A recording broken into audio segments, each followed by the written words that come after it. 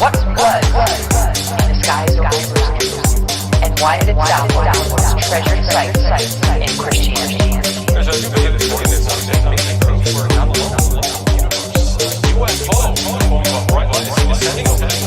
the rock of Jerusalem.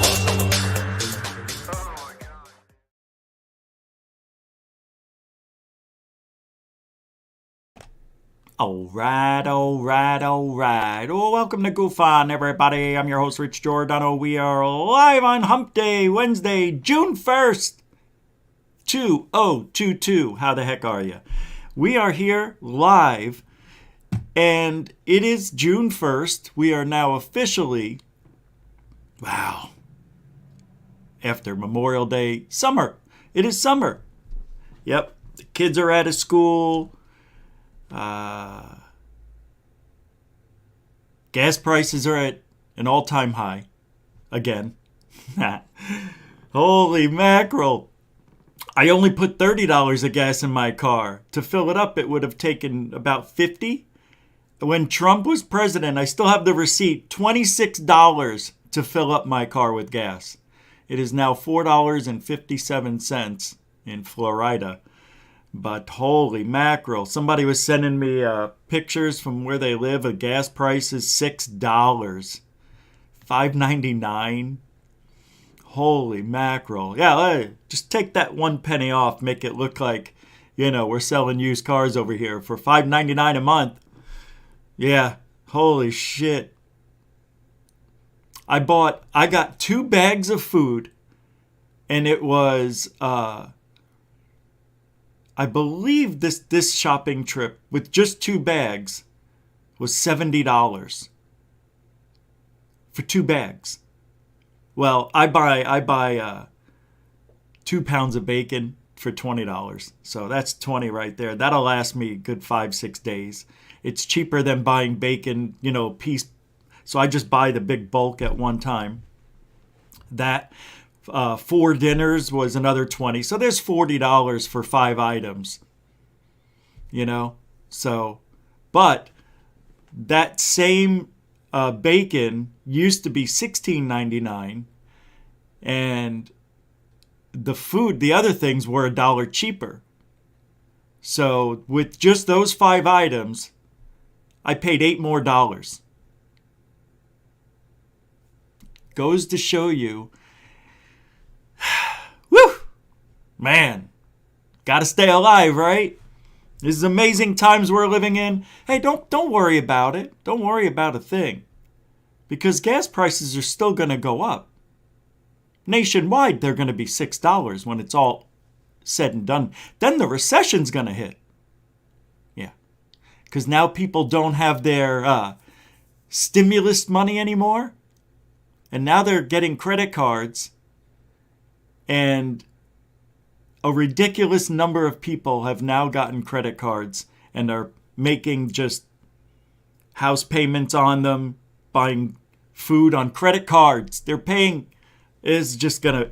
And then once the people stop using that and stop consuming goods and just buying the essentials, that's all they need, the recession's going to hit.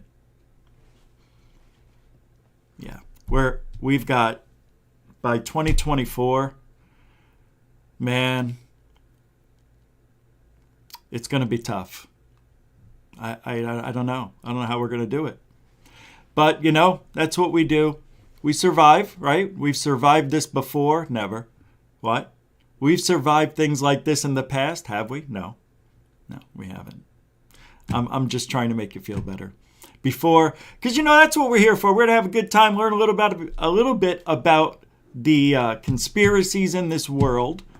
The unknown, the paranormal, the ufological stuff. I know, I still got that stupid tuberculosis test on my arm. And how many days has it been? I went on, oh my God, it'll be a week tomorrow.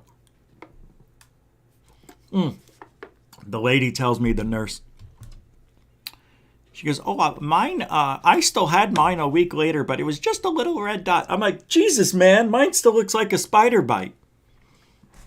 Yeah. Negative. I don't have TB, thank God. COVID. No, I'm joking. I didn't have to cough. Coughing, tuberculosis. Never mind.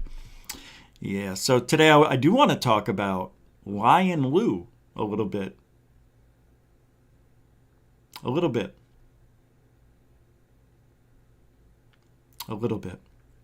I think Lou's losing it. A little bit. Yeah, I think I have... Oh, shit. Oh, no. No. Hold on. I think I grabbed the wrong one. Oh, I did. I'm such a she-hole, man. Everybody's talking about prices and this and gas and that. Hey, what is this? I don't personally get high, but this is what I'm guessing is the ideal channel to watch when high. Some whack ideas, but some of them are cool. It's called Crater Earth. Oh, well, we're going to take a look at that in a little bit. Whoa, I just saw this while I was scrolling on Twitter. I'm going to put that up here. Yeah, we're going to look at that. That sounds interesting. I do want to talk about certain frequencies and not... we'll talk.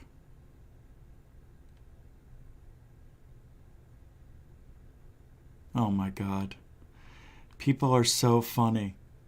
Unbelievable, man. Not even. I'm not even tempted at all. I'm just reading something about me. It's just fun. Oh my God, what a woman. Another woman. Yeah. All right. We're just, I woke up about 45 minutes ago. I fell asleep. I went to take a nap and I set the alarm, but the phone wasn't charged all the way and it must have hit zeros because the alarm never went off. But I woke up at 30 minutes before the show, 6:30. So I put it together real quick and this is where we're at. And I'm still putting it together as we speak. And I wanted to find that Lou Elizondo. Now I'm a little bit sad. Where's Lou? And then Dorothy, she sent me a video. And it's really cool. I'm going to play it today, the whole thing. I don't care. It's about arguments. The power of disagreement.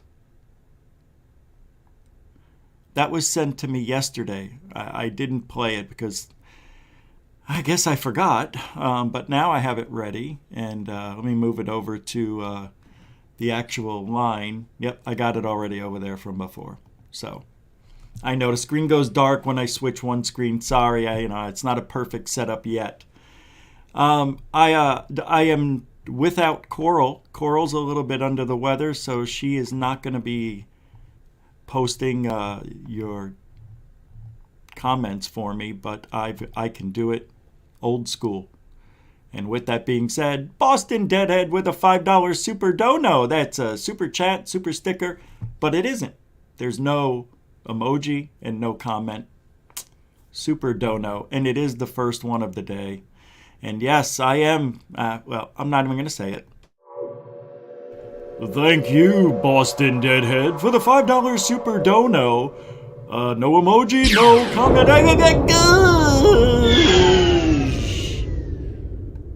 All over. Everywhere, right? Thanks, Boston Deadhead. You are a continuing subscriber. I did it again. I did that yesterday. You are a continuing... You can tell I just woke up. I usually do not talk after I wake up for a good 2 hours.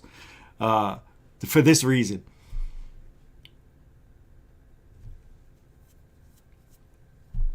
You are a continuing supporter of Goofon. Thank you.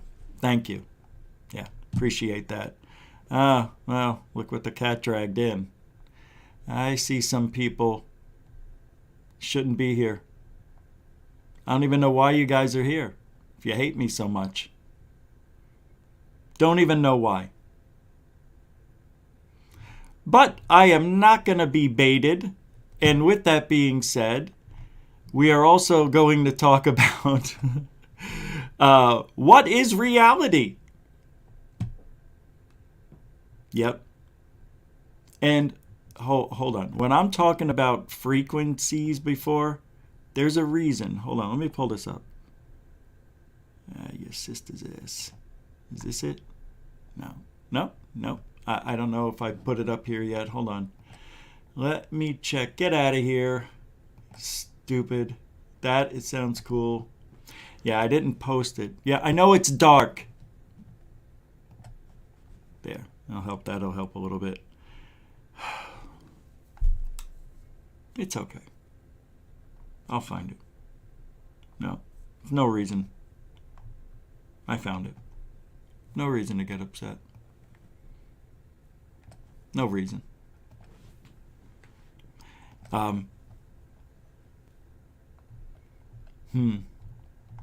Yeah.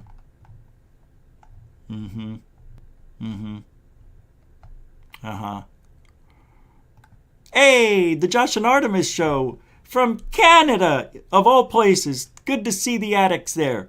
We still have a rooftop over this city? Country? So stupid.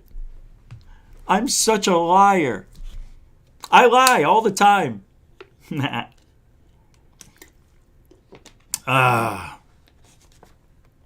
That is $2.79 Canadian. We fucking love you. We fucking love you. I love you. I do. I really do. I do. I appreciate it. More than you know. More than you know. Yeah, it's okay, and moderators, I am not going to be able to moderate, obviously, so any sign of trouble, get them out. Get them out. Don't even care. Yeah, because, girls will be girls. Thank you, Josh and Artemis show, who's now on at 9 p.m. Good, you don't have any competition at 9. Nothing to get worried about. Trust me, at 9 o'clock. That's why I love 9 o'clock so much. Because, there's not a lot of competition there. Yeah, and it's still now you have none. You never have to worry about anybody at 9. Nothing significant that has any meaning, So, good for you, 9 o'clock. That's right after this show tonight.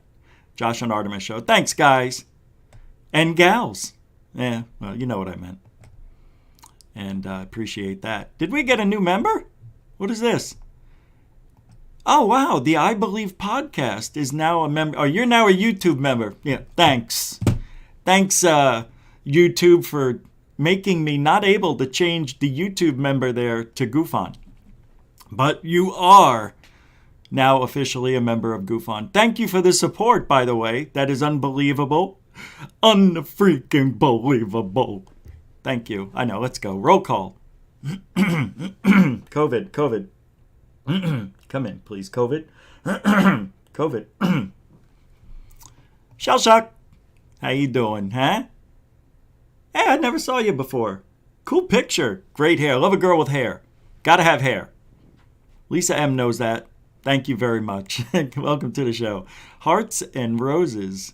Rise above it, Rich. Don't get baited. Thank you, XDVX. Welcome to the show. I will not. Because I am the better man. Actually, I am. But in every way, every facet possible, I am. I realize that. Because I don't have to lie. Hey, Rebecca Wiles. Welcome to the show. How you doing, huh? Oh, yeah? It looks like you're watching the show right there. Welcome. Babs Williamson. Welcome to the show. Another great picture. John P. Adventures. I don't know who you're talking about. There's no Rich. It's Dick. Thank you. Welcome to the show. Dorothy Hawkins. Josh on Armstrong, continuing support of Rich on the show. Thank you, Dorothy. Welcome to the show. Ibnar Stratibus. How you doing, man? Welcome to the show. I see you in the mirror there. Remember when Lou Elizondo was in that interview and then he had to run to the bathroom and we saw him running, holding his butt? William Bonney, 420, 420 time. Welcome to the show. Welcome to the dark side. You will pay the ultimate price. Things are going as I foreseen. It's so easy because, welcome to the show. Hey, Babs Willie. Oh, I already did that one. Hey. Oh, I already did that one. Hey. I already did that one. Sean Cleveland Music. Welcome to the show. Brian Yates. What's up, man? I'm not going to lie, but I do lie a lot. I always tell the truth, even when I lie. Best line in a movie in a long time. Scarface, 1977. Zach Diecast Montu. Cambion sure is reaching... Oh, fuck, I said his name. Jesus, man. He might show up behind me.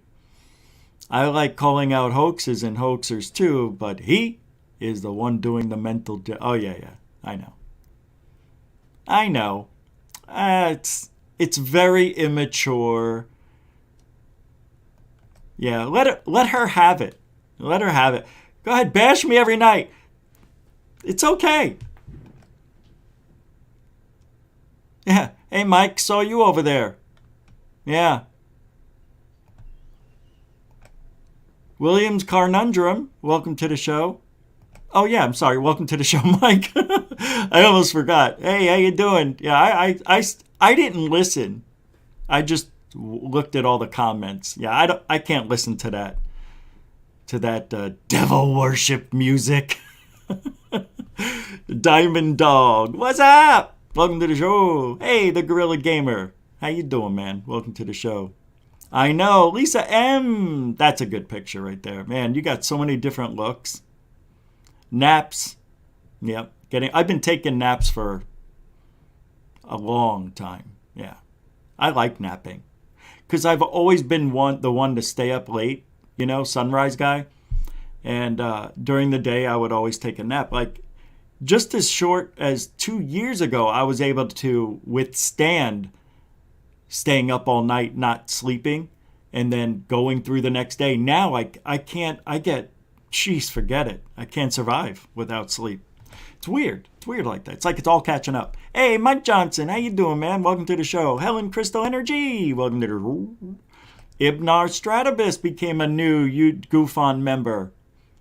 Thank you very much. I can't believe you just did that. Didn't I see this before? Wait, you did that already. Oh, no, that was... And $5. A new Goofon member of the Goofon crew just wanted to correct YouTube's claim. Ah. Yeah, that is so cool, man. Thank you very much. Man, you guys are great. Really, seriously. There it is. Ibnar, thank you very much for your ongoing support. And I know. I saw you come in a couple of weeks ago, man. Thank you very much. Yeah, 77 was an awesome year. Jaws, right? Wasn't Jaws in 77? Anyway, Close Encounters, Star Wars, the same year. I don't even know how Close Encounters survived that. Yeah, it was amazing. It was a good year. I was 9. 9. Some of you weren't even born. Some of you were 20 at 77. I know. I don't know. I am living rent-free in these haters' heads. Yes! I know! I go about my day and think about the weather. What video can I make? Should I finish this edit that I started 3 months ago? Meanwhile, they're, ugh. What else can I say about Goofon today? Ugh.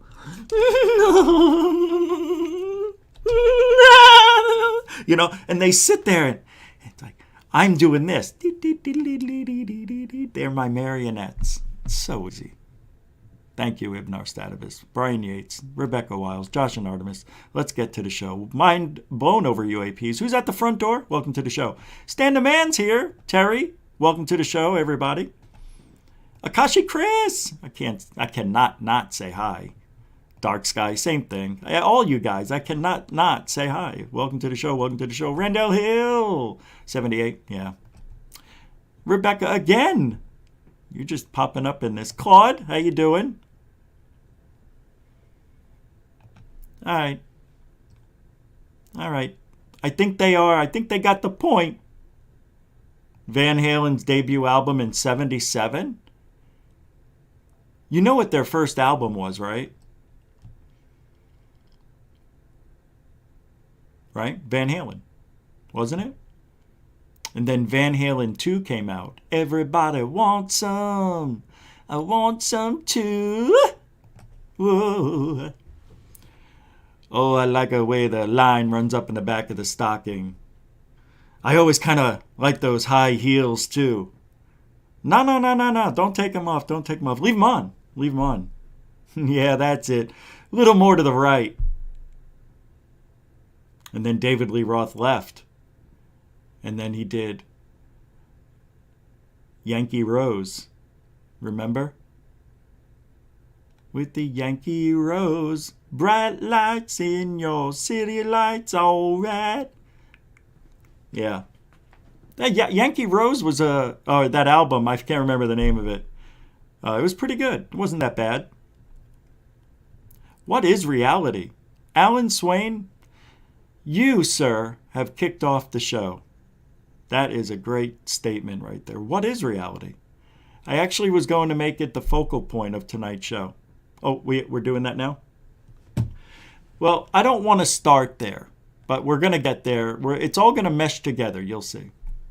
Because we are living in a reality, and we can create, and I've shown my video before, made the video, so I've shown it, and the law of attraction has something, there's something to it. Yeah. I don't care what anybody says. I absolutely know it works. I do. And I have to say this before we get started because I just saw this. Let me make sure I read this right. Hold on. This is a... Composier. Thank you, man. I didn't want to say your actual name, so I read everything. I believe that is $24.07 to PayPal. That's right. You can help support the show through PayPal, Cash App, the super chats, all the stuff, all the links in the descriptions. You guys know what to do. But wow, man, I can't believe it. I read part of what you wrote, and I already appreciate what you said. I'll read the rest of that in a little bit because that is a nice message, I think, and I think that should remain private. Complaisir, thank you very, very much. You are a continuing supporter of GoofOn. A lot of people are, and I think, you guys get it. You guys get it. You can see through the BS, and I definitely know we've got the smarter group that comes over here than the emotional, hateful, and never do anything positive show. Tell me one thing that was done positively. I can't think of a gosh darn thing. Not one thing. Like, we do things here. At least you can laugh sometimes. It depends if you like the humor. But you know what I mean? We do Ouija board. We play Magic 8 Ball. We do ad libs. We do all sorts of different things and things that we don't do anymore that kind of run its course in a way, but maybe we can bring back. But I like to bring to the field a little bit of exciting... the view through my eyes is what I'm trying to do. That's it. And apparently, you're not allowed to be friends with people because you just can't. Yeah, you're not allowed to have friends in this field. Just so you know. All right? Just so you know. Like, I was doing my thing in GoofOn, And we got up to like 900 subscribers, right? And then Third Phase of Moon calls in one night. And I'm like, Third Phase of Moon's here? And they're like, yeah. And they want to talk to you. I'm like, what? I go, holy shit. Third Phase of Moon is here in the chat room and they want to talk to me? And me and Dave Scott from Spaced Out, Sold Out, were, yeah, that's right. I threw a little jab there. I'm a little bit upset right now, so, at Dave. But I'm going to keep it. Dip it. It's a new me. Bip bip. Ship it. So I brought them in. And we were talking. Dave and I were looking at a video that was on their channel. And we're like, oh, I don't know what this is. And I'm like, well, it's probably bullshit. It ain't real, whatever, da. And then Third Phase came in and we were talking. And they're like, we've changed. And, we saw what you were talking about. And you got it all wrong. And I'm like, all right, what the... And I'm like, you know what? I'm not listening to this. Nope. And I hung up on them. And Dave's like, why didn't you want to listen to what they were saying? Something like that. And I'm like, nope, not doing it. Nope, I'm not talking at Third Phase at all. No way. Nope. Well, look, they might have something to say. Look, they said they want to call. They're going to call back in. Take it, Rich, take it, Dave was telling me. I'm like, all right.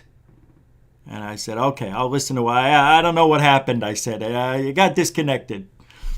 So they were talking, and I was listening, and what they were saying to me made perfect sense. And since then, we've been friends for 3 years. And everything that they have said, everything they were accused of, they admitted to. And when you become friends with people, you get to see the side that others don't. You get to learn the stories that other people get wrong, that they have no idea what they're talking about when it comes to stuff, and they'll do anything to save their pride. But a lot of people were angry that I became friends with them. And when I say a lot, half a dozen. It's not a lot. And it just seems like a lot. You have one person that can show up in a chat room and disrupt the whole show, and everybody remembers that guy, but they don't remember the 2-hour show you did. So it can be, it was poisonous, and I ignored it. And I said, no, I see something in these guys that other people may not see or want to give the chance to see. And my reputation, I think, will withstand the friendship. And it wasn't even in my mind until people started saying it to me. And I'm like, I don't care. I don't care what you think. And I really don't. And you know what? You shouldn't care about what anybody thinks as well. Be yourself. That's the whole point of this change that has come over. It's not a big change. It's just not attacking the little people, not the name calling, not just doing it to do it because it causes you to get more views or whatever, because that's all this is about right now. That's all it's about. It's about somebody's greed and need to be better than what we have here. And they can't and never will be. And that is who they are. That is their life. It has been that way because they play the asshole so poorly. You can tell that they don't know what they're doing. And I just sat there and I laughed and I laughed and I laughed. And meanwhile, I have a nice friendship with Third Phase of Moon. Things have never changed here. We've grown. We may have lost a couple of people, but you know what? If I lost you because I became friends with Third Phase of Moon, I don't want you here. As plain and simple. I can be friends with whomever I want. So can you. Would you like me to tell you you can't be friends with somebody? How stupid is that? You know what I mean? This is the mentality that we're dealing with here. It's first grade. And, it's first grade through high school. And I'm not living it again. So anybody and everybody can say what they want, put the little memes up, put the little video up of my face and it says pedogate on it, because I'm not a little bitch and I don't have to threaten lawsuit. Lawsuit.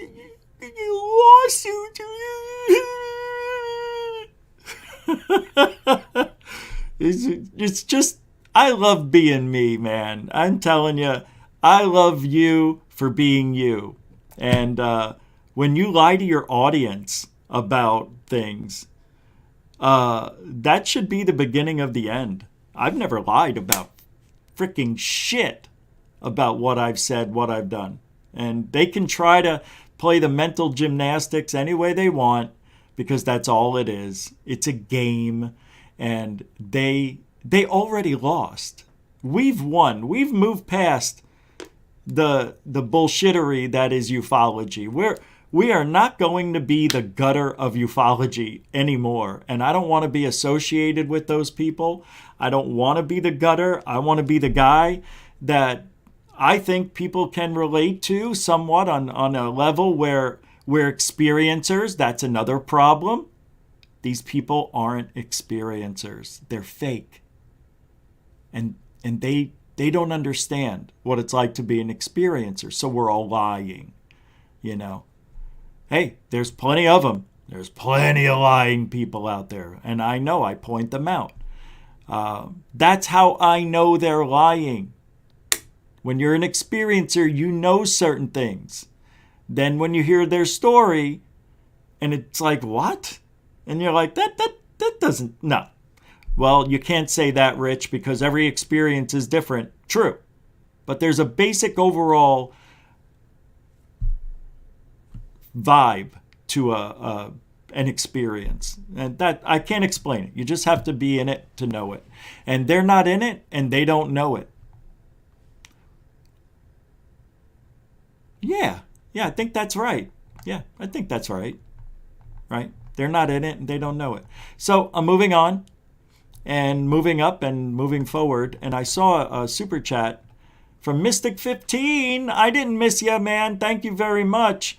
Hey, if you want to find the secrets of the universe, think in terms of energy, frequency, and vibration. Nikola Tesla, he was a genius that our whole civilization is based on, yet most of his papers are still hidden to this day. I know. Great comment. A $20 super chat, by the way. Man, if we had his information, I don't know. This is what bothers me. It's like, if we have a way to have that kind of energy system, free energy perhaps, I think that's what he was creating, why don't they just start building that infrastructure up? And then all of a sudden, just turn one thing on and the other off. Or turn one thing off and the other on. Yeah, that's what I meant to say. Hey, Babs! Thank you, Mystic15. And that is a $20 super chat, by the way. So thank you, Mystic15, for the $20 super chat about the universe. Beautiful and that good. Mucho gusto, generoso. A continuing supporter of Goofon, under 17, not permitted without parent. Thank you. Thank you very much. And Babs Williamson with a $10 Cash App that just came in. I love the Cash App. Love it. Thank you very much, Babs. You too are a continuing supporter of Goofon. And for that, we give you this.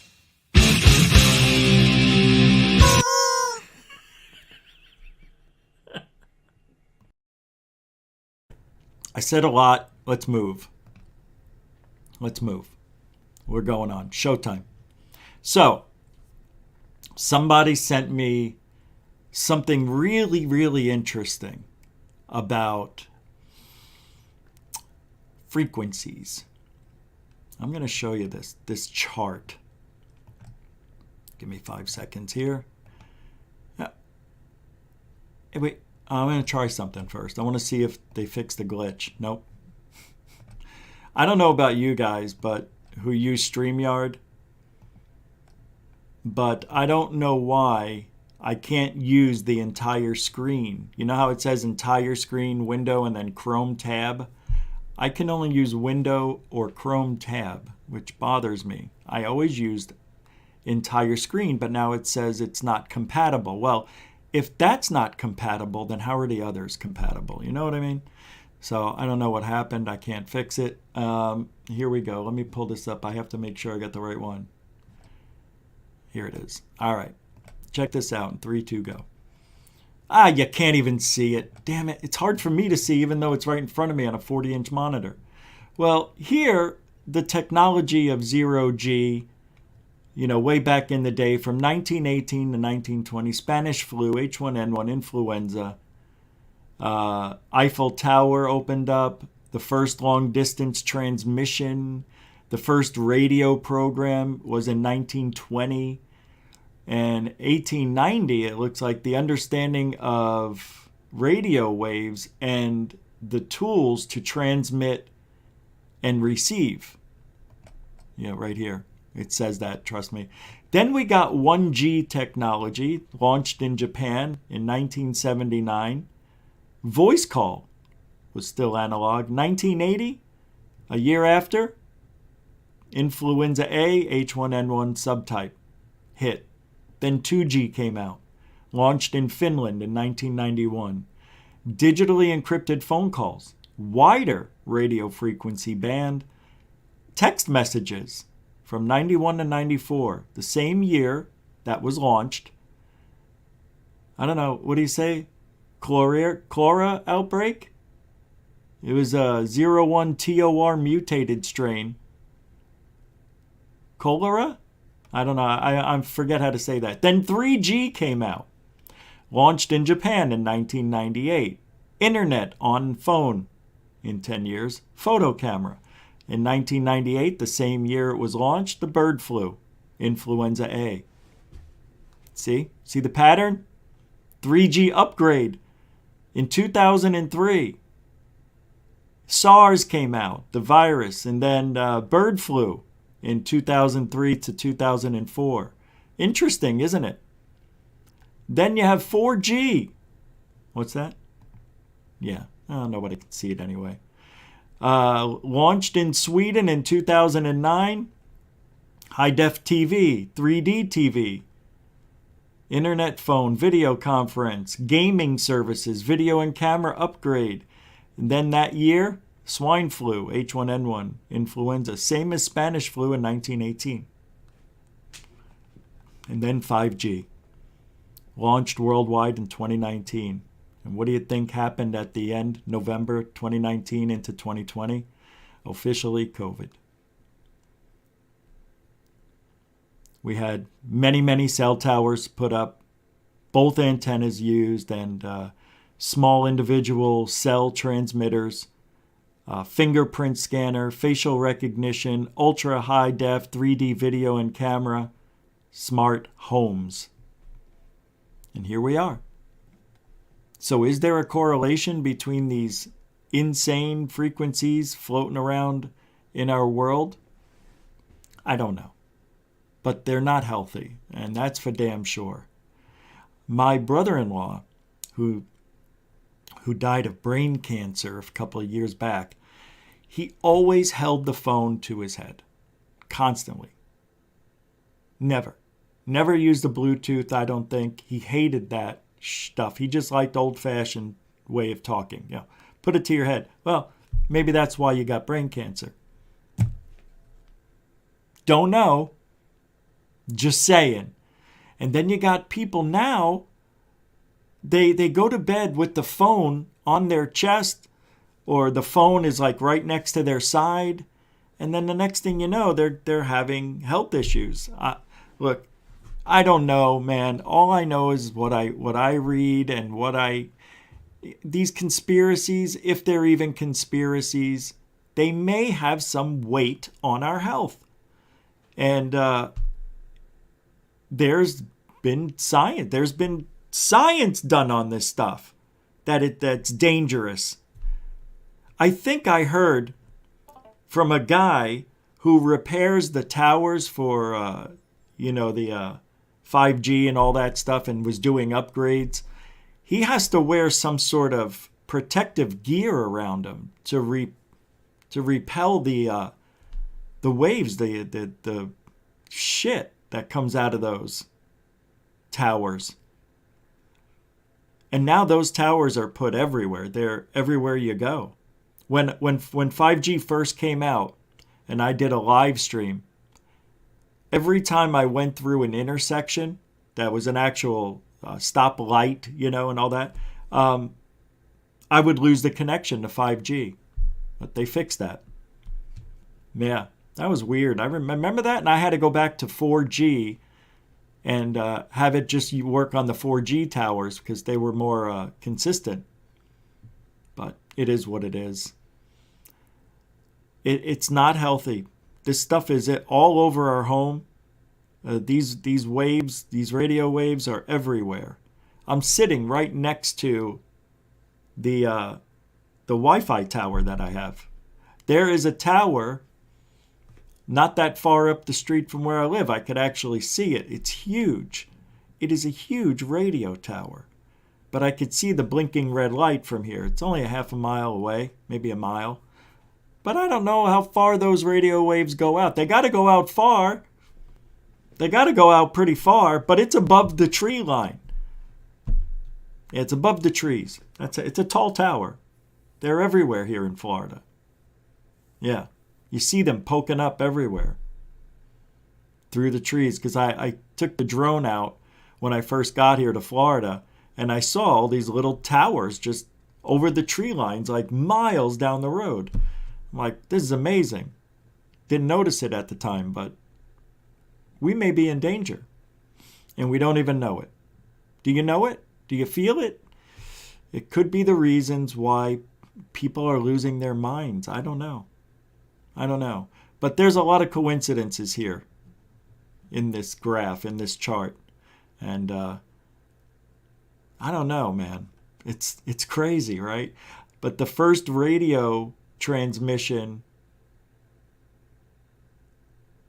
in 1920, and then, yeah, the understanding of radio waves, they were doing a whole bunch of tests. I mean, I don't know. I don't know.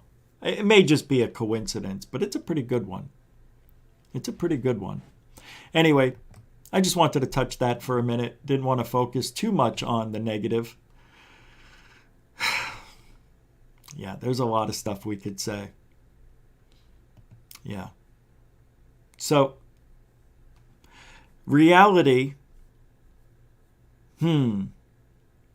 I have had some very strange experiences in the last couple of years, which has also fueled why I have changed a little bit. Because I always said, I can't believe in this bullshit until it happens to me. Well, it happened. Things happened. And I experienced some things that I can't explain. Not only did I experience them here at my home, but at the gym where I live. Yeah.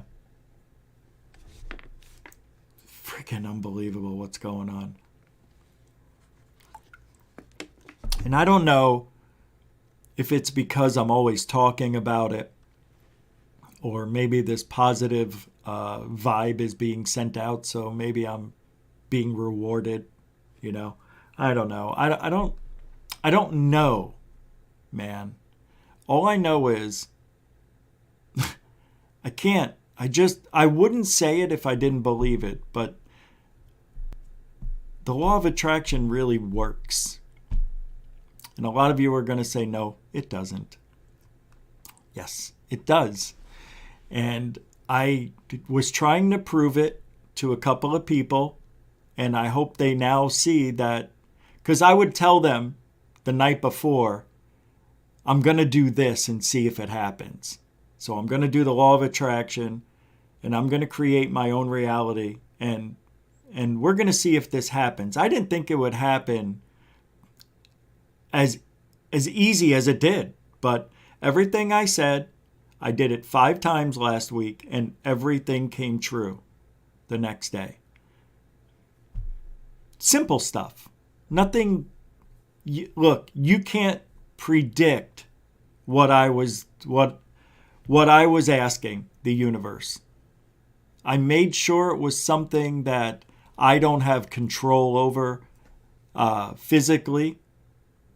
So when I asked for this, it had nothing to do with me other than my asking. And yeah, everything happened exactly the way I wanted it to. There was one day where I asked for something specifically and I still got rewarded for it, but it was given to me in a different way. So it still worked. It was just instead of 1, I got 5 of them, which equaled 1. Yeah, I can't explain it, but I'm not going to any further. That's it. You don't believe it? I can't force it into you. And for those of you who don't know how the law of attraction works, I made a video several months ago, I think in February. You can find it here on the channel. It's not that hard. It says law of attraction on it. But it's not just positive thinking. It is creating that reality in your mind, which is why I wanted to talk about realities tonight. Because we really don't know. We can't. It's impossible for us to know what reality is, other than what we see and what our brain takes into our eyeballs, ears, and all of our senses. That's what we think is reality. But is it? And how many realities are there? Infinite? It's just never ending? And are we gods? I actually thought about that. Are we a god if we can create our own reality? In a way, we're all gods. We could all do it. Some may not have an easy time of doing it. And when you do it, it's not positive thought. It's creating the actual image in your head of the experience you want to experience, that you want to have. Like, let's say I want to get a new car. I have to experience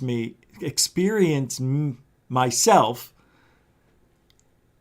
being in the new car, going to the dealership, everything from shaking hands to the people that are going to sell me the car, to what I'm wearing, what they're wearing, the sound of the crackle of rocks under their shoes and how they sound when they walk on harder pavement. Every single thing you got to try to imagine. The wind, the other people, the traffic in the street, and the car that you want, and how it feels when you drive it. And you imagine yourself doing the paperwork and then, signing your name on the dotted line, going through the whole conversation, with the person who does financing. You have to go through everything in the fake reality to make it a reality.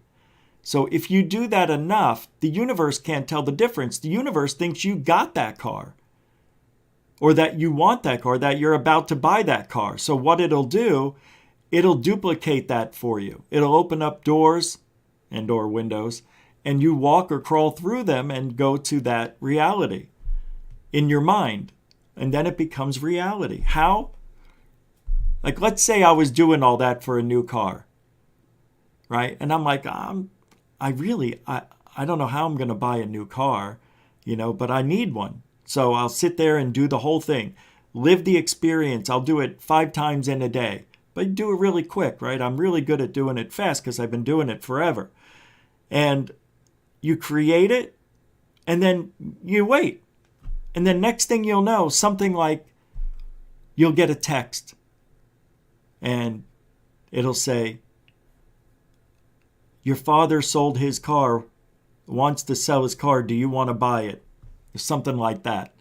Something will come up. And it'll be, just out of the blue. Hey, we don't need 2 cars. We only need 1. Why don't you take ours? It's all paid for. That's how it happens. Yeah, I know in my mind I was signing on a dotted line, meeting the finance person and the salesperson. But it's the end result. That's the only thing that matters, is the end result. It doesn't have to happen the way you thought. It's just getting the car. That's what it's all about. And the universe, what it does, it finds the easiest path for you to get that car. And the easiest path, parents don't need 2 cars, boom, call Richie. That's how it happens. Say you need $5,000. You're thinking about getting a loan out, but hey, your friend says, hey, let's go to the casino tonight. And you win $5,000. Yeah, you didn't have to get the loan out, but the universe found an easier way because you happen to go in another way that the universe saw, and the universe found the easiest path to give you the money. That's how it works. That's how it works. It's not about duplicating the experience. It's about the universe getting you what you want the way it knows how. And it sees your thoughts, and it can't tell the difference between thoughts and reality. So it thinks you're doing this shit. And that's how it works. So it's not positive thinking. It's not being a nice person. It's not anything like that at all. But and look, let me tell you something. The law of attraction's working right now on your thoughts. And believe it or not, it works when you sleep, when you dream. Yeah, it is a very complex universe, but it's super easy to manipulate. And that's what you have to remember. A lot of people do the law of attraction and they're like, oh, nothing's happening. This is stupid. I feel like an idiot. And that's how I used to be, right? I'm like, oh, this is dumb. It's never going to work. And they're getting there. They're just almost there. And then they give up because they feel stupid. Why would you feel stupid? Nobody's watching you meditate for what you need, right? You're not doing it in a public venue or anything like that. You're not at a basketball game going, the secret. I'm going to use the law of attraction right now. Hold on. You're not doing it there. You're not doing it. You're doing it hopefully in a quiet place in the privacy of your own home, bathroom, or shower. I don't know. I do it everywhere I can. But anyway, that's how it works. And are there layers and layers upon layers of reality? Yes, there are, theoretically speaking. But anyway, I don't know what this video is. It's from Mr. Blue Sky on Twitter. But there's a video here that's called Crater Earth Time Layers. And it's from, it says G-O-D, God Gevlamste. God Gevlamste. I don't know. 67,000 subscribers. What's that, Andromeda native? $5. Thank you for that super chat, by the way. Law of attraction does work. It does. Is that your picture, or is that I Dream a Genie? What was her name? If that's you, you kind of look like her. Thank you for the $5, because law of attraction does work. I'm glad you can see that. It does. It does. It really does. I know a lot of people in here are just shaking their heads. I know it. I know you are.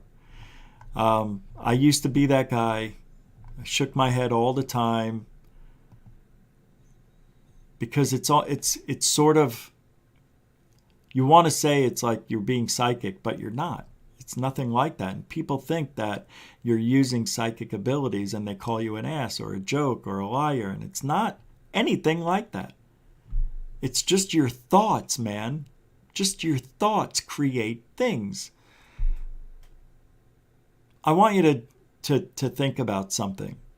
Have you ever had a bad dream, like maybe even a nightmare, and then when you woke up that next day from that dream, did you have a bad day? I want to know. I never thought about that, but what kind of day would you have after having nightmares? Did the nightmares make you a little bit, unhappy during the day? Did it have an everlasting effect on your brain during that day? Is that, I mean, I don't know. But even when you dream, you're doing it. There's some videos I got to play here for you. So I'm going to play this. I don't know what this is. Somebody sent it, not sent it to me, but it was a tweet that was sent to me. It's called Crater Earth Time Layers. I don't know what this is. So let's see if it's something we would like. Yeah, let me do this too.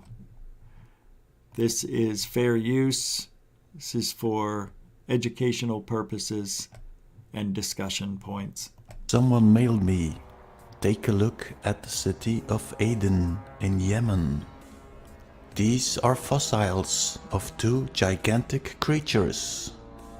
Oh, okay. Never mind. Wow. Is this what this is about? Holy shnikey. All right, we're going to have some fun now, I think. All right, I don't buy into this. Sorry. No. These are just land masses. These aren't animals. Oh my God, is that what this is?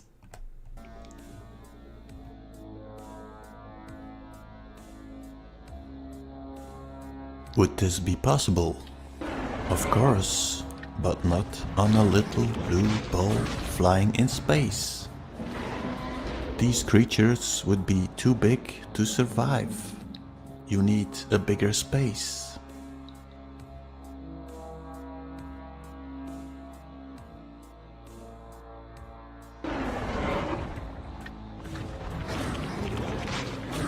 What happened?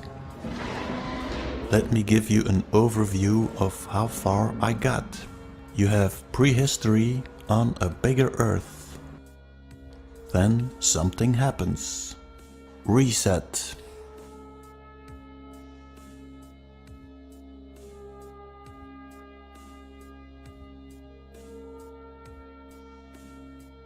History on a flat Earth.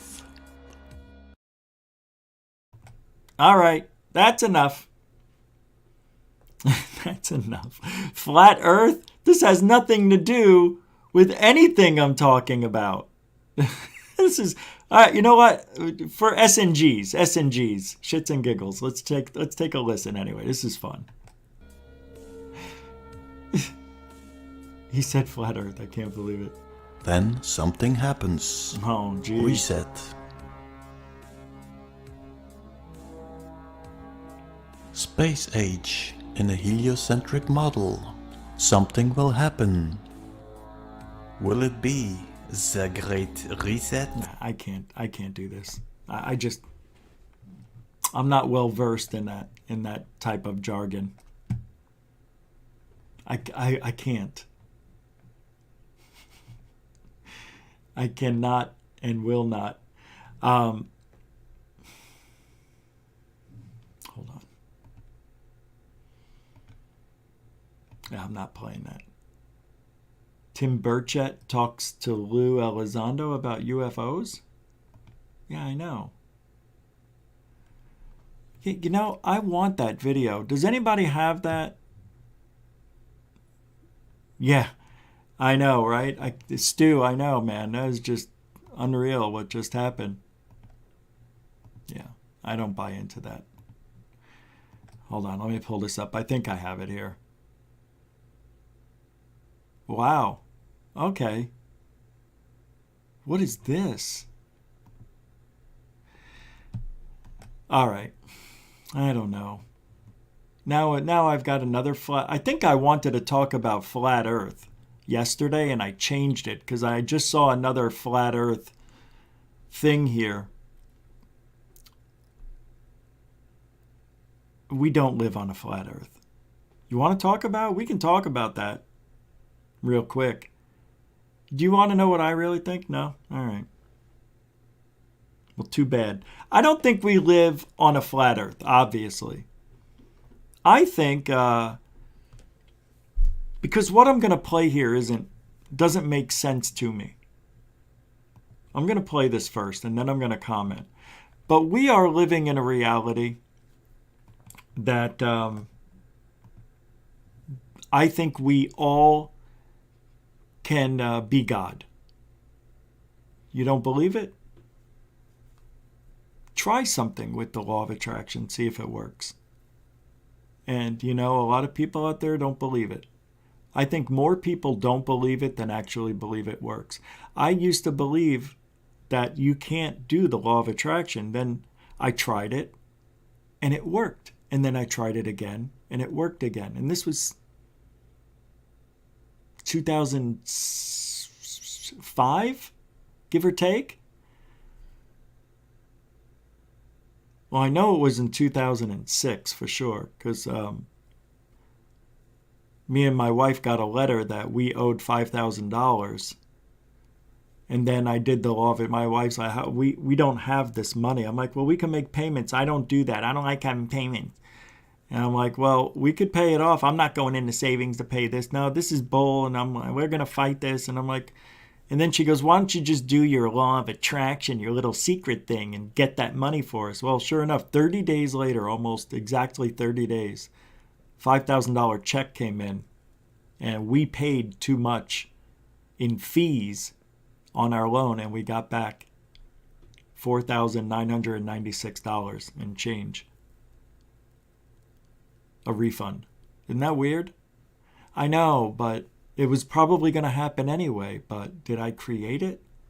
Believe me, I did the secret. That after that, I was super hooked. But I never used it.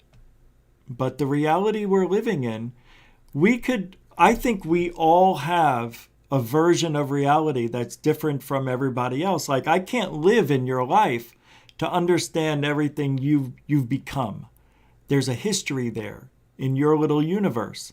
You can't do that to me. I can't do it to you, and so on and so forth. But we all live under some sort of reality, some sort of bubble where everything's connected. And somehow I believe that it is possible, the possibility, it's all I'm saying, that there's a hive mind mentality where we could interact somehow with each other without even meeting each other, without being face-to-face, without texting, without talking. There might be a way to do that. And if that's true, and you can create these conversations with other people, I've never done it, but I've heard people do it and have success stories through the roof.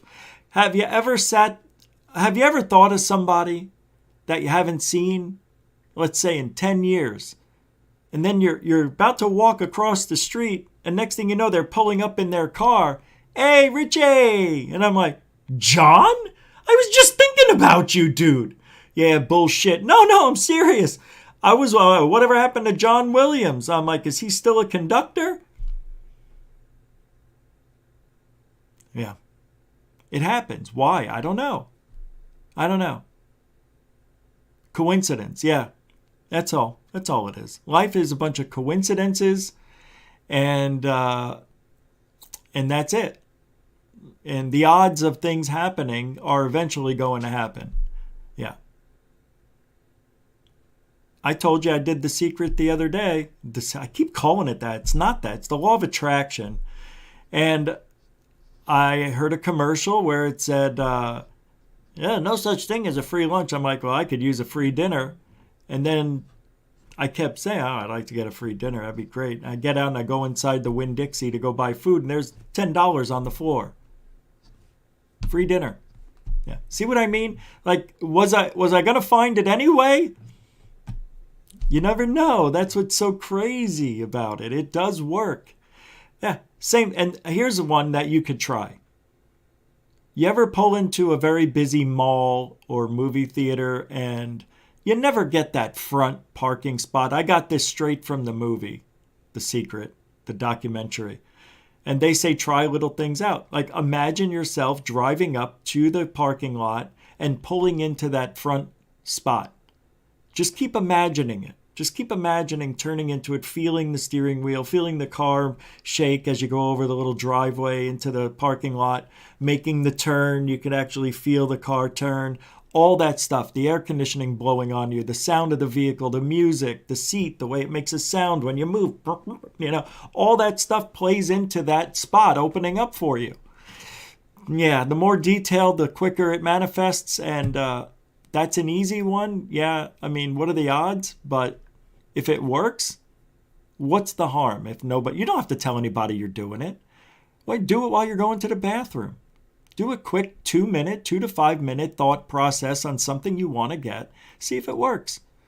We're all living in this place together. There's something special about this planet, and I can't figure it out for the life of me. There's paranormal things that happen, things that move, coincidences you just can't explain, and then you can look into the numerology and astrology and all a whole bunch of stuff that may be connected and giving us a little insight to reality that we can manifest.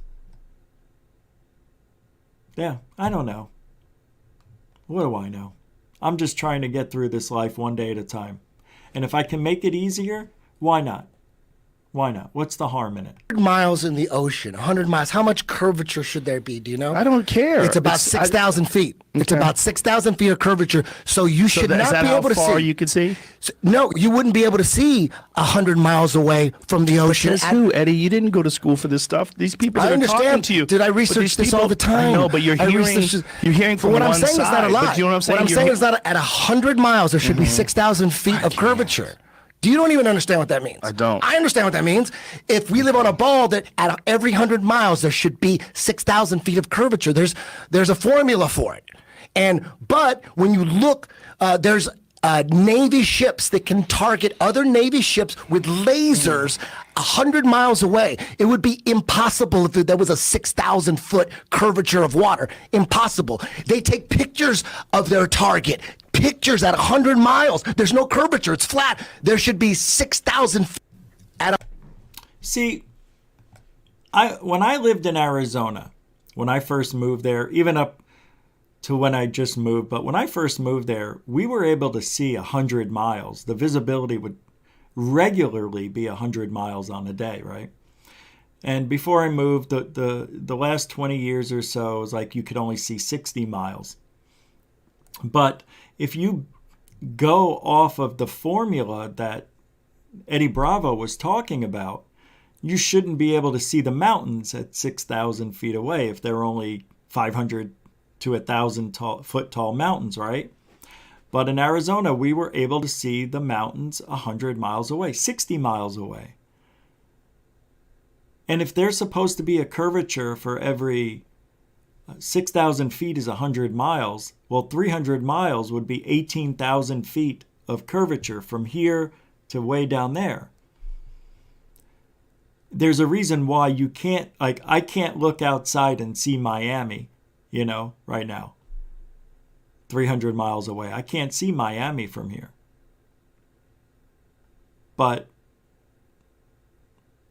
And I also can't see Tampa, which is 85 miles away. Yeah, there's a lot of trees. But I took the drone and I went up 800 feet and I didn't see Tampa. Now, I don't know if it has to do with it being the air is real humid and you can only see 20 miles. That may be it. And I think that's the problem here in Florida. It's just a lot of dense air, But hopefully there'll be a clear day where I'll be able to see Tampa from here. And I should be, on a very clear day. I doubt it, but I don't know. But when I go to a place called Pine Island to go get my tan on. And it's the beach, I showed it to you many times up from the Gulf of Mexico. That is only 22 miles from where I live. I didn't see that either at 800 feet. So I don't know why. I think like Eddie Bravo and a lot of these flat earthers thinks that the earth is this ball, like a tennis ball, right?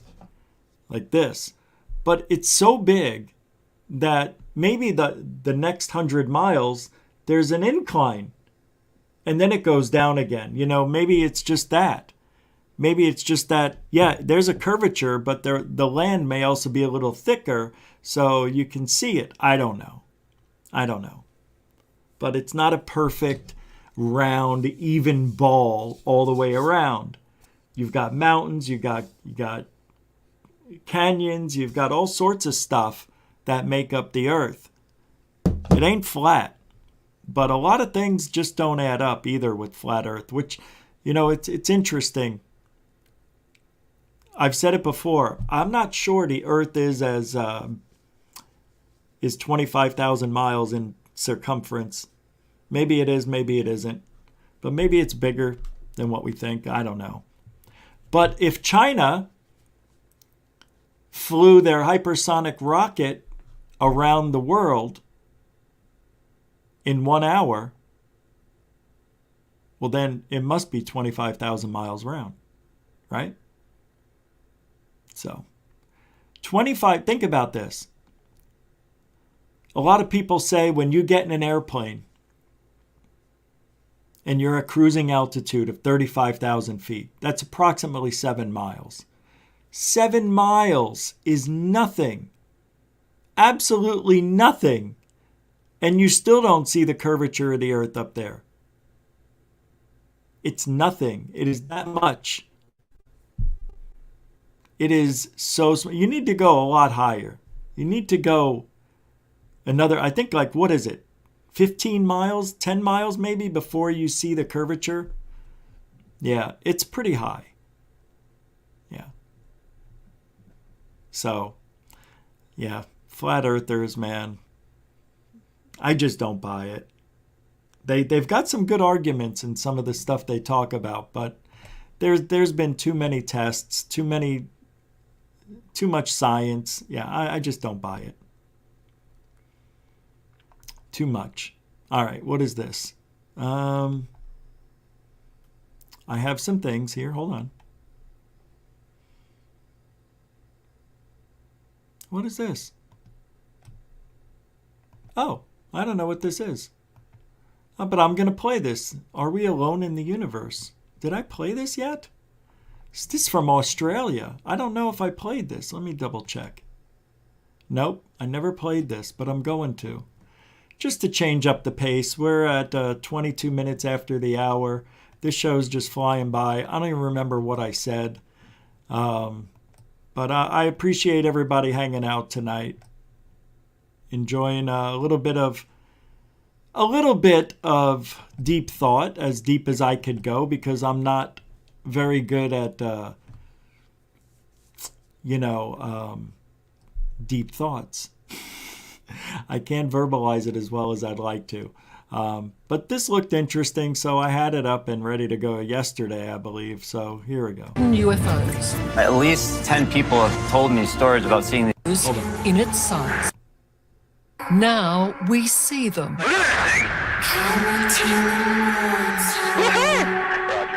This is These from pictures 60 Minutes taken by Australia. US fighter jets, their high-tech radar systems locked onto objects moving at unearthly speeds and trajectories. What the hell is that? Means the US military has UFOs in its sights. There's a whole fleet of them. Look on the ASA. You have the US government saying, look, these things are real. My gosh. We would see them in the displays in our jet.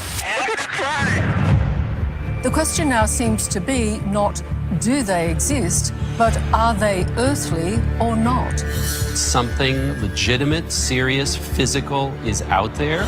And do they pose a military threat? We still don't know where these things came from and where they went. The Pentagon is not alone in asking that question. One of the world's top scientists claims that in 2017, we were visited by an object created by extraterrestrial life. It would have a profound impact on our future. Suddenly, Avi Loeb might be the most gullible, smart guy now trying to find aliens. Don't you think he's a little bit naive? He's actually calling Oumuamua an alien space probe because it didn't act the way a normal rock would. It sped up when it should have slowed down. It slowed down when it should have sped up. That kind of stuff. We don't even know what that rock was made of. We don't even know if it was a spaceship. But, you know, he's calling it what he wants to because he has to. Again, the gullible Avi Loeb and the naive, very naive person, I think, for a smart guy. A topic that was previously pushed to the fringes of science and into science fiction is being taken very seriously. Something is going on. Tonight, incredible revelations. What the US fighter pilots saw. A dark or gray cube inside a clear sphere. Our experts investigate the mystery of these modern UFOs. At least 10 people have told me stories about seeing the exact same thing. Are they Chinese, Russian, or, dare we ask, the next question? What's out there? Are we alone? Good evening, I'm Liz Hayes, and this is Under Investigation.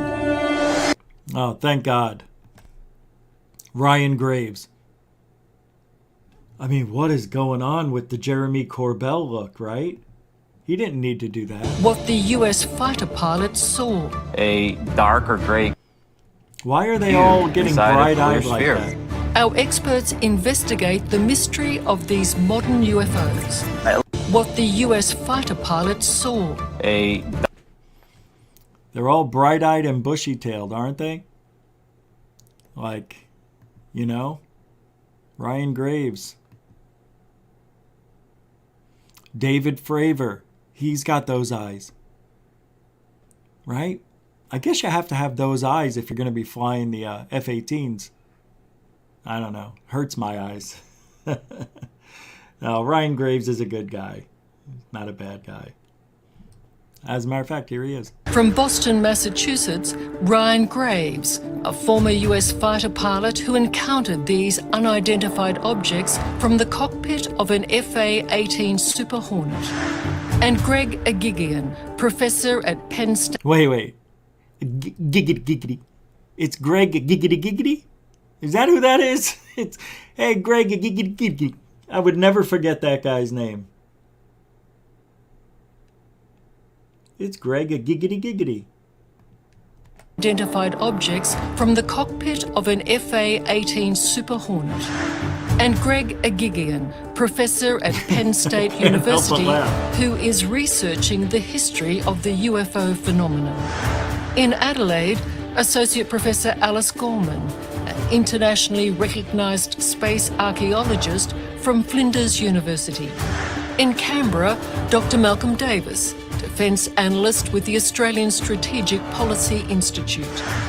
And here with me in Sydney, Dr. Jackson Ryan. So we've got Ryan Graves, Jackson Ryan, Giggity. We've got a lot of names that sound familiar. Eric Davis's father, David Davis. We got E.T., Linda Moulton Howe. Right here. And excitable reporting. Looked up and gasped. Gasped, we say. Prompting theories of alien invasion. And the... Yeah, that's an alien invasion. You know, come on, that's an airplane. Sad. Obsession of an entire subculture of so-called ufologists. I've seen orbs, balls of light moving erratically. I did the math one time. It was about 23,000 miles an hour. All dismissed by science and the military until now. Oh my gosh, dude. Wow. These extraordinary videos are bullshit. Well, I can tell where this is going. Boy, this is 40 minutes. So Ryan Graves talks about East Coast. Yep, here it is. A number of sophisticated military sensors. What was very interesting to me was that out of those reports were 11 near misses. For us as aviators. Batman. Yeah. A number of times in areas where the US military have been undertaking exercises is very interesting because it does suggest that whatever these objects are, they have an interest in monitoring and observing the ability of the US military to undertake air combat maneuvering in fast jets. Oh, I can't. Yeah, it's silly. Mainstream media is going to peddle it this way, that they're invading our secured airspace. They're going to keep doing it. They're going to keep bringing it up. And they will put fear into the public so they can have the funding they need to play with their new toys. I don't know why. See, if these objects were man-made, we would have no problem saying, all right, I could see that. It's a tic-tac shape and it's metallic looking, kind of like porcelain. No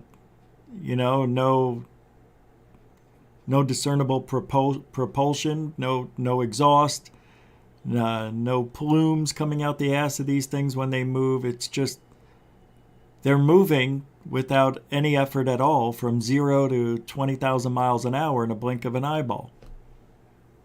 It's possible we have that technology. Absolutely. I think at this point, if Roswell was real, aliens, UFOs, it's possible we back-engineered this stuff by 2004. I'm not so positive on that. I think it would be so hard. It would be, to duplicate an alien technology would be, I think, a near impossibility. It depends on what it's made of. And yeah, maybe there are maybe the universe, the elements, everything's the same. We're all from the same stardust. But maybe the combination of certain things make up new metals and new elements that we aren't aware of. We think we know so much when we know nothing. We know only what's here. We don't know what's out there. People keep forgetting that. So if it would, now, being from Earth, let's say we had a time machine and you took an iPhone back to 1800. Yeah, there's no towers for it to work or anything, but you turn it on, you're still going to get some apps to work, the pictures and all that stuff. You bring that back to 1800s, they won't be able to duplicate that in the next 100 years. They won't know what circuits are or any of the stuff inside of it. They don't know how you touch it and it moves. All they have is rocks and sand. That's what they touch and move. They don't touch some sort of glass. It would be the most alien-looking object we have ever seen if you brought an iPhone back to the 1800s. So, multiply that by 1 million and imagine it comes from an alien planet. And we don't know now. We don't have those things here on Earth. How are we going to duplicate it? And I'm not sure we did. I'm not sure that Philip Corso, I think he was the one who said that we've got lasers from Roswell, the Kevlar vest, bulletproof, and among other things. I think this guy's talking out his ass because they already had laser technology long before it became public, right? Didn't they already have it in before Roswell? Somebody said. I can't remember. I didn't do all the research. Forgive me. I didn't know I was going to talk about it. I'm the worst. I'm lying. I just don't know. But I know that I don't think we can back engineer alien technology. You have to have the tools to make that stuff. So you need something to make the tools, right? No? Yeah, all right.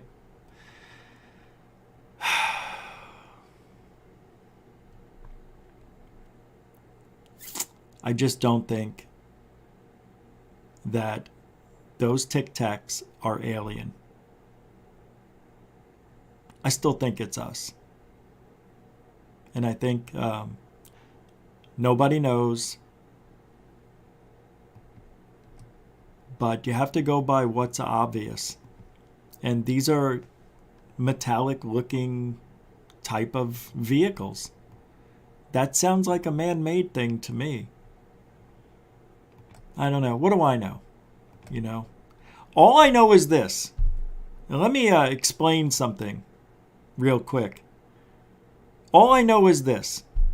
We, you, me, everybody else that's here have never seen a high definition, a very clear video of a Tic Tac. Would you agree with that? You would, right? Okay. Okay. So, why do we think that this is real at all, the Tic Tac, when we haven't seen anything at all? Because of the videos they showed us? Really? I'm not buying it. I'm not buying it. Not yet. I haven't seen anything that makes me feel confident that it even exists. I think it could all be a lie. The whole thing could be. Do I really think so? Yes and no. I really don't know. I just feel like we're being lied to, and that's that. And when you look at the congressional hearings we had, we got nothing out of it. And they mocked us. They laughed at us. They made us look stupid, people in ufology, people who believe in UFOs. What they did was an embarrassment. With that video, that stupid dot that turned out to be a balloon. Now, something is definitely off with this whole Tic Tac story. I believe it's us. And if it's us, then if it's alien, what is the threat? Jeremy Corbell said 2 weeks ago that we fired upon UFOs. Ryan Graves didn't say that. And he's a pilot. David Fravor didn't say that. He didn't fire on them because he was doing a training thing and they didn't have any rockets or any ammo on his jet. You know what I mean? So you can now if our military, if our Navy's out there flying around without ammo, how could he say that we fired upon these aliens? These UFOs, excuse me. We don't know if there's aliens in them. Yeah, there's something off, you know. Mystic 15 with another $20 super chat. Do you think reality is broken down into dimensions or by scale? Good point. You read my mind. I was just going there. Microscopic Tardigrade has no idea there are several scales of magnitude above and below it. It only knows and interacts at its scale. Scale affects reality. Wow, you're right. That is such a great comment. Thank you for the $20, by the way. We are a super chat supported show.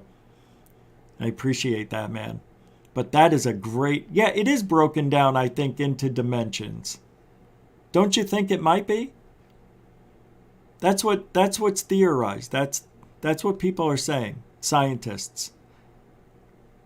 Now, scale, man, scale would, yeah. Man, you got me thinking, because if it's a small universe, does it have the same effect?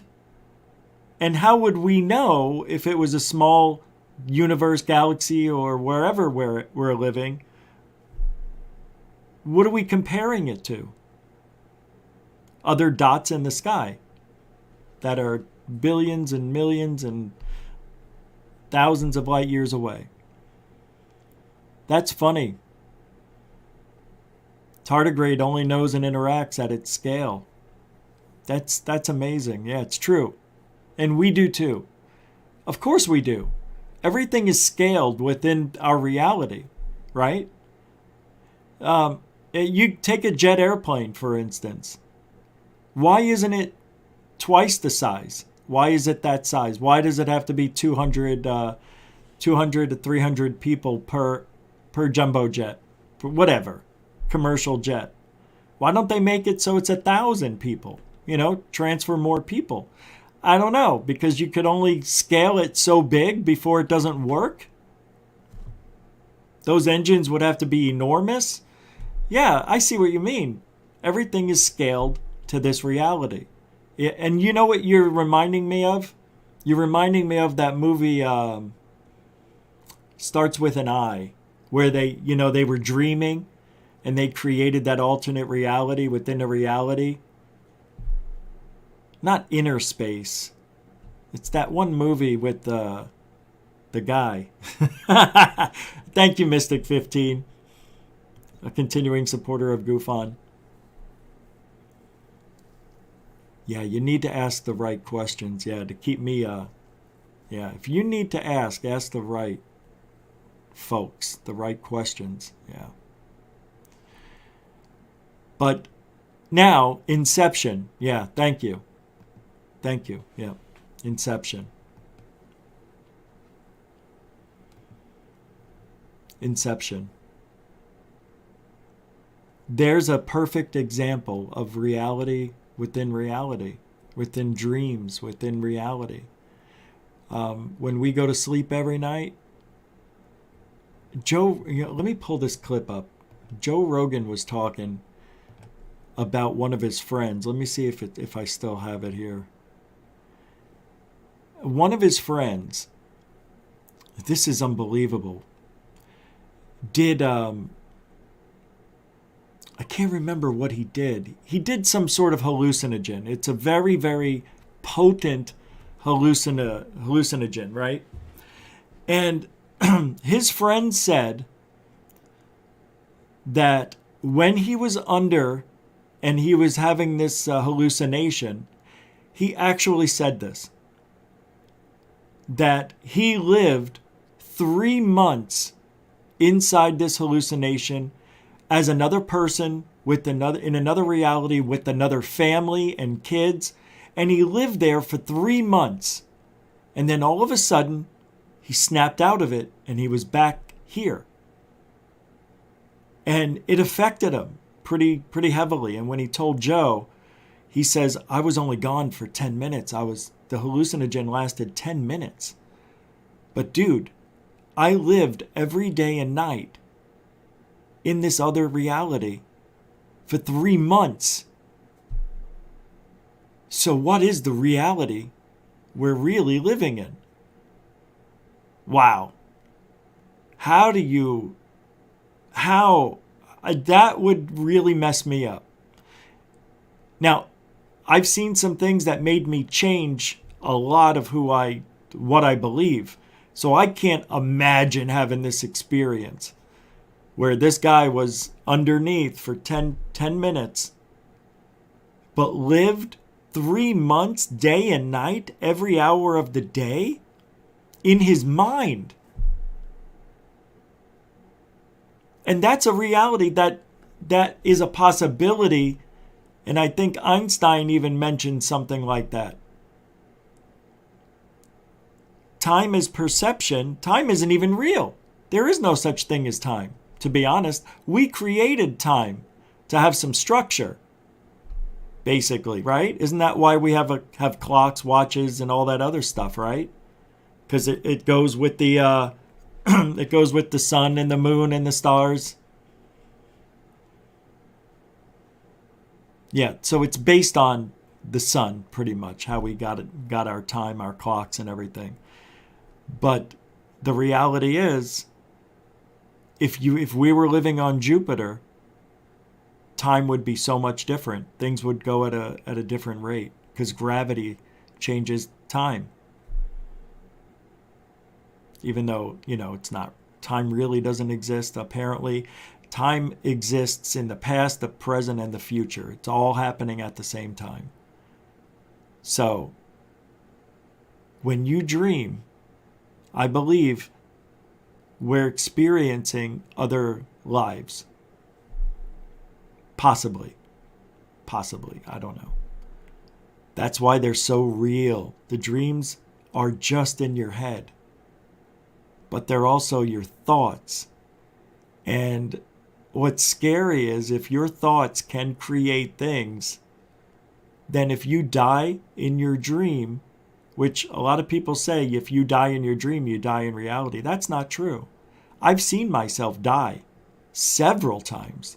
I've watched myself jump off a cliff, and then before I hit the ground, I'm standing some 10 feet away watching me hit the ground.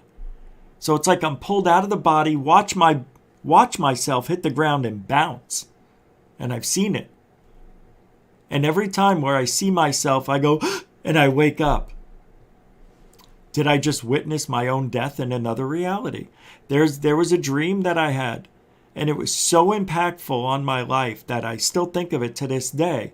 And it happened on the Verrazano Bridge, which is in New York, which attaches Brooklyn to Staten Island. And they were doing construction on the bridge. Something happened where there's two layers. They have a top layer for the cars and the bottom layers for trucks. And the reason they do that because it's really windy, but underneath on the bottom level there's less wind, so it's made for big trucks and things like that. Both top layer and bottom layer were missing in the right lane. And I was in the back seat of a car with 3 other people. I don't know who they were. Never seen them. But this person went over into the hole. And I remember feeling the car starting to tip over over upside down. And you know that feeling you get in your gut on a roller coaster off that first jump? I started getting that, and I put my hands up, and as soon as we hit the water, I felt my head hit the rooftop, and I wake up. But I actually know what it's like to fall off a 150-foot bridge, 180-foot bridge in the backseat of a car. That was a weird dream, and I've had that dream several times, which is very strange. So are we tapping in to something when we're dreaming? Are we tapping into our other realities? Because apparently there's somebody that's just like me doing the same exact thing, saying the same thing, breathing the same way, infinite amount of times. But there's just a little different. Somewhere along the line, it's just a little different. So I'm wondering if when we go to sleep and we dream, are we tapping in to that other alternate reality we just can't see unless we have hallucinogens? And I really want to try ayahuasca. I definitely want to try it. Little ayahuasca. I want to try it so bad. I really do. But it was a great story. That this guy just spent 3 months in his mind with another family, another identity. He was somebody else. Oh, that's so crazy. Oh, I think I found it. Maybe I got it a little wrong. Here it is. Maybe I got a little bit of the story wrong. I'm glad I just found it. I think I'm right, though. I think I'm right about the story. Here, check this out. It's called Crazy 3-Month Trip. People talk about a lot, but Salvia, because it was somehow illegal, and it is one of the most mind-blowing psychedelics known to man. For 10 minutes, yeah. It's fucking unbelievably powerful. Ari Shaffir did some on a podcast, and he lived an alternative life for 3 months. He had a family, he had jobs, he had friends, and then all of a sudden, he came back to reality. Oh, where am I? 55 what in the hell? years. And he said that while he was out for 10 minutes, he lived like 3 months in a different world. Jesus Christ. And then you have to wonder if that's the real one and this is the fake one. Ah! Am I wrong? No, you're not wrong. He just went into this place and lived another life. I think he was under the ocean, too. Yeah, and so he got very violent when he woke up, too. Oh, like violent? Yeah, like, get the fuck away from me. Everybody was fucking with him. Because it's disorienting. Yeah, he's confused. Because you're physically paralyzed. Yeah, not something that Wow. people talk about a lot. Wow. So he was himself. He wasn't another person, but he experienced another family, another reality, and apparently it was an underwater world.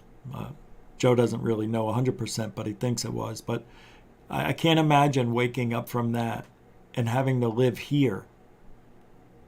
That is such an experience I have to have. I have to have that experience. It's not fair. It's not. All right, I have the video with Lou Elizondo and Tim Burchett, thanks to the Josh and Artemis show. Oh, I didn't know Lyin called. Oh, it was an accident. Okay, gotcha. I want to see what this interview is real quick. I just learned about it, so let's take a look. And see what's going on. Nothing like a Lou story.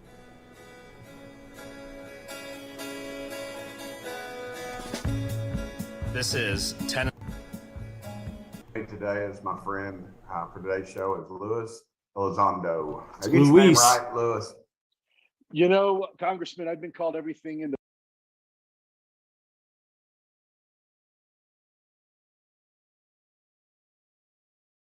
Sorry, I was muted. He's got a gun back here. Look how low he is. He should be way up here. I think Lou, he's gotten so big that the chair can't hold him up on its highest point anymore. And now he's showing that he's got a gun. Ooh, I'm really scared. Ooh, go shoot us. Go shoot us, Lou. Jag off. In the book, I've been called El Dorado, El Camino. You name it. So Louis, I'm not sensitive. I've been married now 30 years. I got 2 wonderful daughters. And I'm not sensitive about you calling me the wrong name, but I'm going to explain it first so you understand that that's not my name. That doesn't affect me at all. God, what a hypocrite. I've been certainly called about everything. Great. Great well, connection, Lou. That would have to be my favorite. I'll just call you Lou. All right. Yes, sir. And we're here to talk about a little bit about the unidentified aerial phenomena and the recent hearings about them in Congress. And Lou, I want to thank you again for coming and talking to us on this issue of Tennessee Talks. It's great to have you. Can you talk a little bit about your background dealing with UAPs or UFOs and what really got you interested in them? Yeah, sure. Actually, ironically enough, Congressman, I never had an interest in them. My background was counterintelligence. I was a special agent in counterintelligence. So my focus was primarily, and it wasn't until 2000, and the government actually asked me to come in and work the UFO topic. I guess because wait, I thought it was 2008 they told him, they asked him to join. To come in and work and the government actually asked me to come in and work the and the government actually asked me to come in espionage, counterinsurgency operations, to some degree counter-narcotics. And I never really had an interest necessarily in science fiction or anything like that. And it wasn't until 2000 and the government actually asked me to come in and work the UFO topic. I guess because of my background in counterintelligence and security, they were looking for somebody who could come in and establish a protective program for the effort. At the time that they were talking to me, I had no idea that this small program was even focused on UFOs. It wasn't for probably about a month into the conversations with several individuals that I realized all of a sudden that we were talking about Caleb UFOs and that the U.S. government had its own program. So I don't know if that answers your question, sir, but I never really had an interest in UFOs. To me, I just basically applied the same skill sets I did from hunting terrorists and spies to hunting UFOs. Yeah, because UFOs are so much like spies.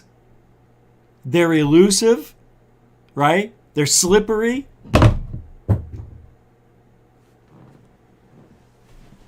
Right? You never know where they're going to pop up. And they're a threat. Perfect guy for the job. Lou Elizondo. just seems to me that it's something, and I worry about something that occupies our airspace. And I'm wondering, I question why all the. Oh, by the way, real quick, Jeremy Corbell and George Knapp are saying that, you know, the bokeh, you know, the green UFO, the triangle, the pyramid that Jeremy said was swarming over the Russell. They're denying that the government, who debunked it, as well as Mick West, they're denying the debunk, saying that they're wrong. They're still going out in public on other shows and TV saying that the government got it wrong. It's not bokeh.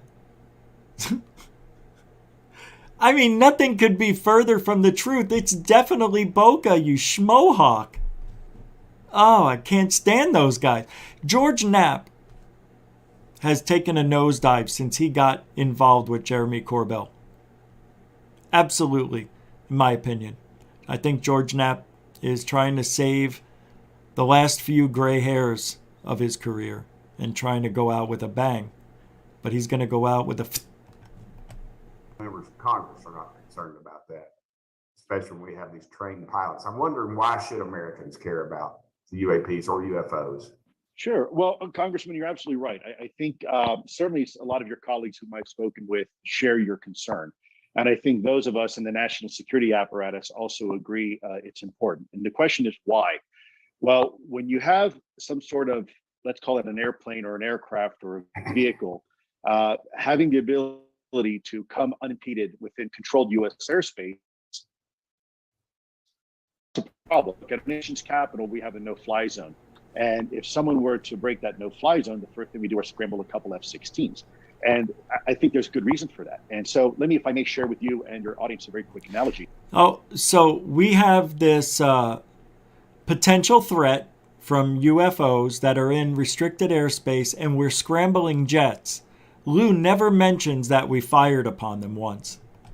I think a lot of your constituents probably live in very nice areas, but I also suspect that a lot of your constituents, like I do, before you go to bed at night, you probably lock the front door. Of course, we don't expect anything bad to happen, but we just, out of, I think, an abundance of security, we go ahead and lock the front door.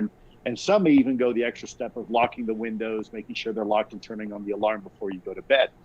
Let's say one morning you wake up to have a nice hot cup of coffee or tea, and you walk downstairs, and all of a sudden there are muddy boot prints in your living room that were not there the night before.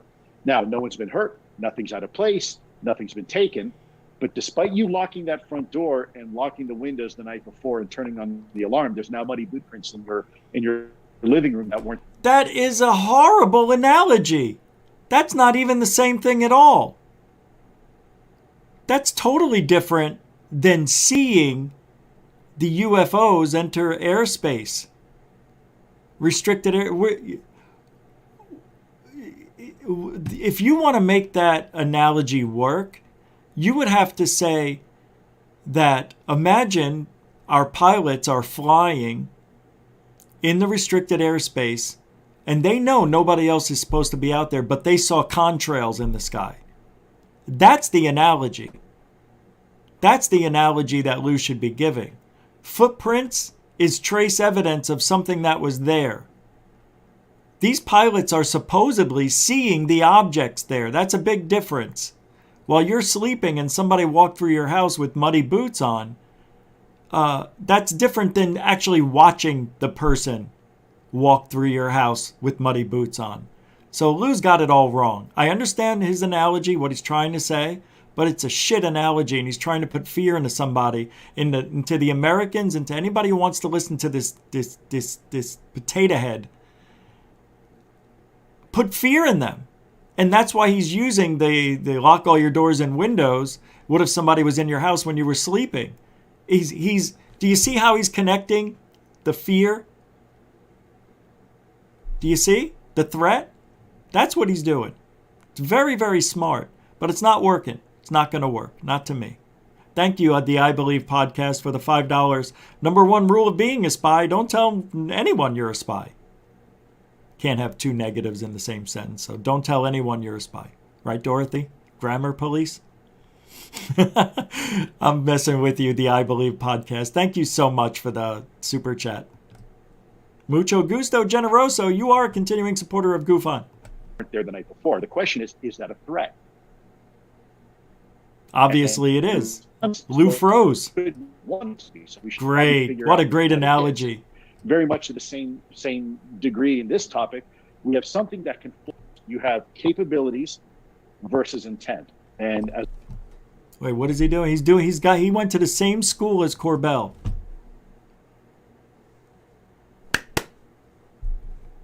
As we just mentioned, we've seen some of the capabilities, the ability to maneuver in our skies in ways that, frankly, we can't replicate. High G-forces, instantaneous acceleration, hypersonic. Have any of us ever seen those videos yet? All these claims, without showing me the evidence, is ridiculous. It's ridiculous. There's a lot to go over here. I'll continue this tomorrow. I'm going to watch it, and we'll come back to that tomorrow. But that's the end of tonight. We're done. I want to thank everybody for hanging out tonight. I appreciate you guys keeping it cool in the chat room. Mad respect to you guys. Thank you for being cool. And thank you, moderators and super chatters, for keeping this show running smoothly and running, period. Without your support, it doesn't happen. We also got another support, $7.57 from David Wilcox. Thank you on the PayPal support, bro. Thank you very much. A nice surprise. He says a reality check. Yeah, that is a reality check. Thank you, man. You are a continuing supporter of GoofOn. That's all it takes. It's real easy. PayPal, Cash App. After the show, you can become a member of GoofOn. We did get a couple new members today, or one new member today, and I appreciate that. Thank you, newcomers. Thank you, veterans. I appreciate giving this show a chance. We've turned the corner and are trying to do the better thing, be the better people, be the better man, be the adult of the group, and take all my mistakes and learn from them, and do not be somebody you're not. I'm not a bad person. I try to tell the truth every single chance I get, and if people want to try to turn that around and spin it to make it work in their favor, that, we're bad people, me and Third Phase of Moon, well, good luck, because you got an uphill battle ahead of you, and it's always nice to see the puppets working hard in this field. We'll be back tomorrow night.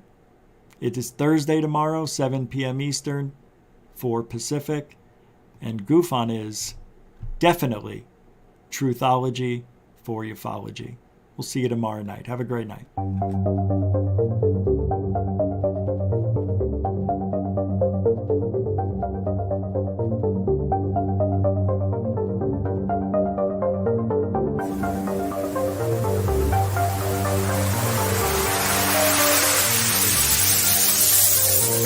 There's a good thing. It's rotating.